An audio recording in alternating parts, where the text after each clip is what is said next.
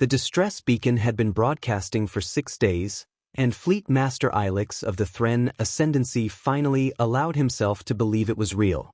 A derelict human frigate, drifting dark and cold at the edge of the Kesserine belt, its hull scored with weapons fire, its reactor bleeding radiation into the void. No response to hails.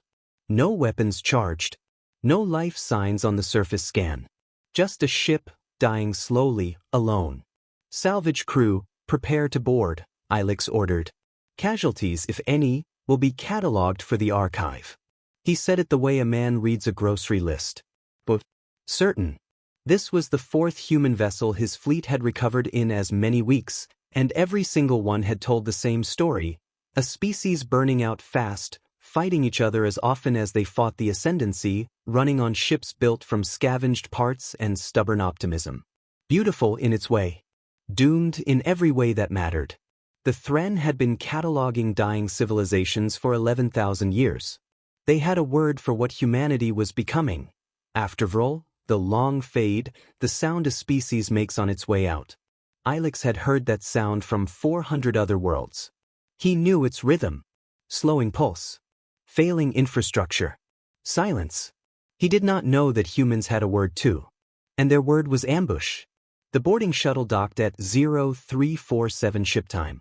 6 Thren soldiers moved through the frigate's corridors in practice silence, magnetic boots clicking against a hull that groaned like something already dead.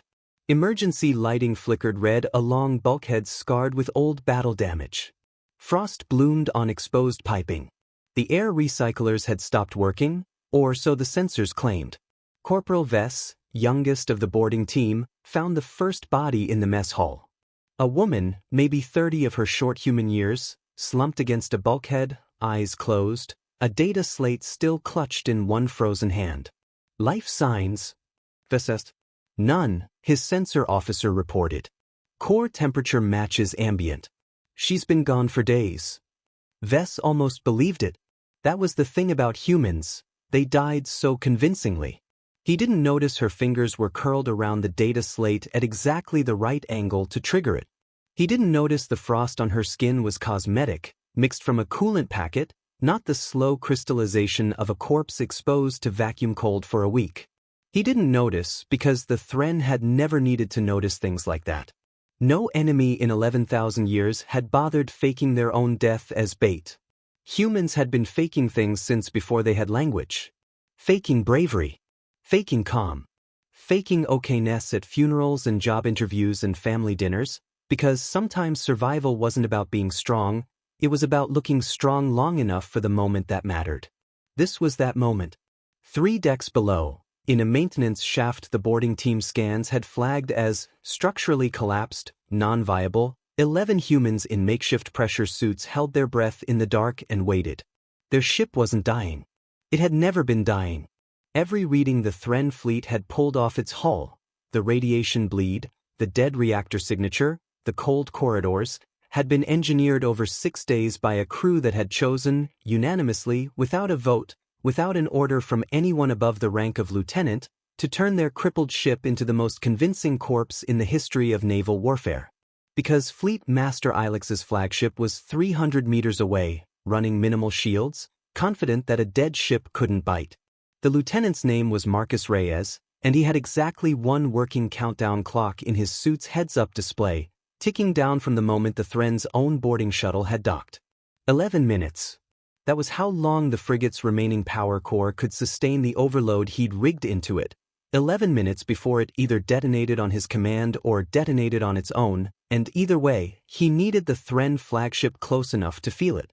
9 minutes left when Corporal Vess reported the corpse in the mess hall for cataloging and moved on to the next compartment, never realizing he'd just walked past a woman named Dr. Priya Nair, who had spent 4 hours slowing her own heartbeat through a breathing technique her grandmother taught her before biofeedback training even existed, low enough to fool sensors built by a species that had never needed to lie about being alive.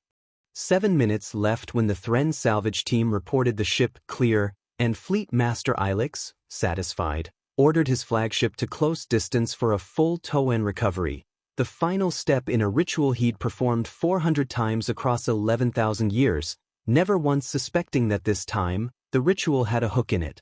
The Thren believed, with the full weight of their long, patient civilization, that a species without a hive mind, without perfect coordination, without a single unified will, could never truly commit to a plan together. Too many separate minds. Too much disagreement.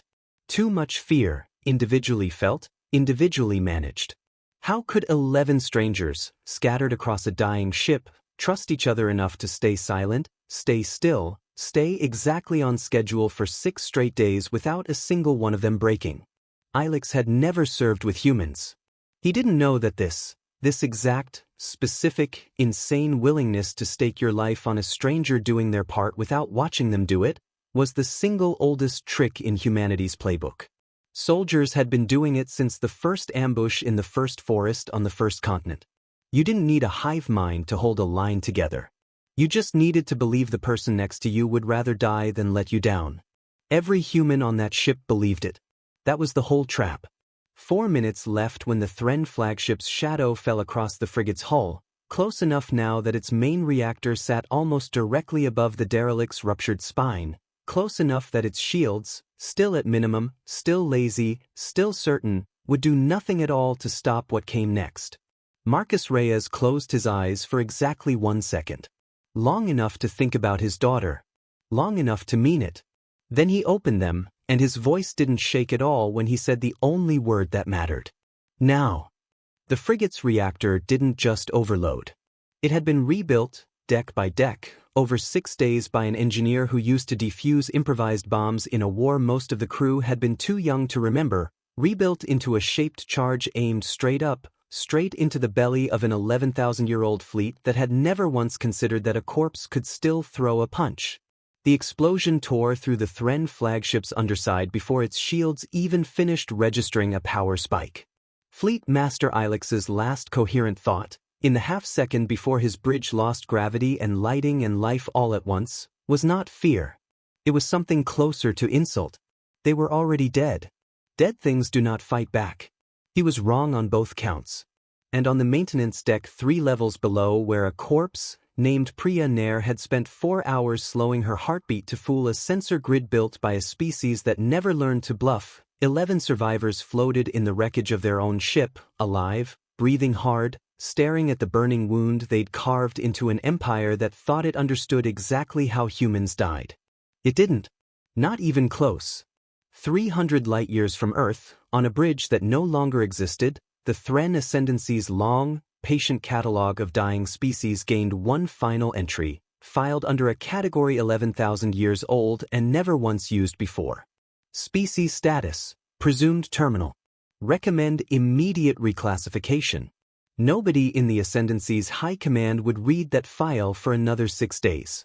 By then, the humans would already be gone, vanished into the dark with a stolen shuttle, a working reactor core, and a very specific piece of information no alien fleet had ever survived learning twice. Humans don't need to be alive to win. They just need you to think they aren't.